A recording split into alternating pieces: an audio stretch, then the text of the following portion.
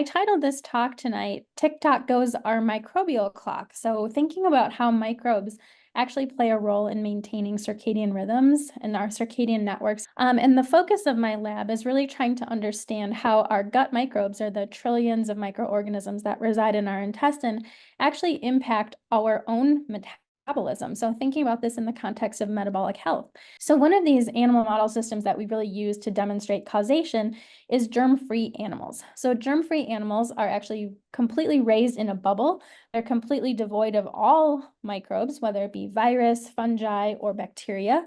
And then we compare these mice to their colonized counterparts. So these have a full milieu of microbes that reside in and on the body. When we have mice that are fully colonized, if we feed them a high-fat diet, they actually develop obesity. However, our germ-free mouse that's devoid of all microbial communities fed the same high-fat diet actually remains lean, suggesting that microbes then are contributory to the development of metabolic diseases like obesity. When we were looking at our germ-free mouse as compared to those animals raised with gut microbes, we were simply asking what was different between the genes that were expressed between these two groups of mice.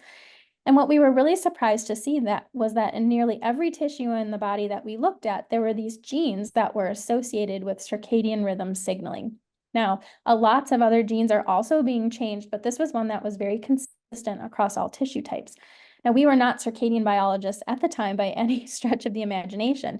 So we had to kind of dig into the literature to understand this. And so when we think about what circadian even means, in Latin, it means circa dies, or literally around a day, so around a 24-hour period. Well, it turns out that circadian clocks are highly involved in regulating host physiology, particularly over a 24-hour period. So we went back to the drawing board, our drawing board of mice, really, and we were comparing our conventionally raised animals to those mice that were germ-free. And we fed them, again, these same diets.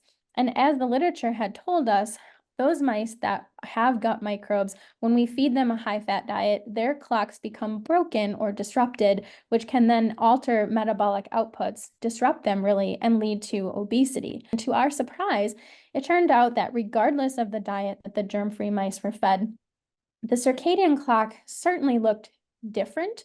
It was not broken as we would have anticipated based off of our colonized animals, but the clock was running different regardless of the diet they were fed, and these animals remained lean. So I think some key takeaways are that time of feeding coupled with diet composition are really primary drivers of that microbial community membership and the microbiome's day versus night pattern. So diets rich in diverse fiber sources that might promote the abundance of short-chain fatty acids, as an example, can influence our own circadian networks. So those metabolites can actually be absorbed by the host and then elicit an influence on our circadian rhythms.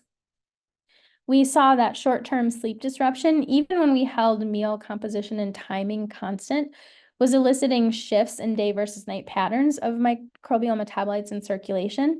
And we really need to understand then what these implications are for host metabolism. So from a futuristic perspective on chronobiome, I think the gut microbiome is really a key feature of maintaining circadian networks and metabolism. So we can't deny that light and other factors, temperature, things like that are really important, but the trillions of microbes that live within our intestine are really important for helping to maintain these networks.